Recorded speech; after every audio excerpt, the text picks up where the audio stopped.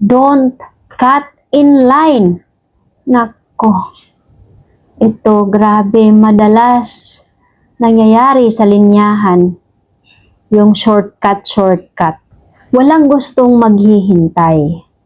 At mas lalong walang gustong inaagawan ng chance. Ang pagsingit ay hindi lang bastos, kundi kawalan ng fairness.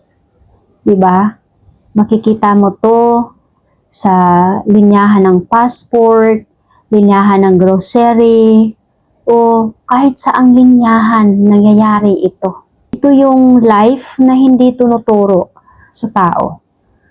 Kaya, nagiging bastos. Imagine, yung ilang oras ka na nakalinya, tapos, sisingitan ka lang, nung isang product lang, isang item lang, tapos ang dami-dami ng sayo. Diba, may mga tao talaga na hindi nag-iisip. Yung gusto nila, sila lang. At madalas ito nangyayari sa grocery.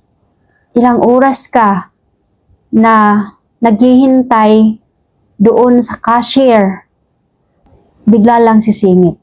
Minsan hindi pa nagpapaalam. Diba? Nakakabastos.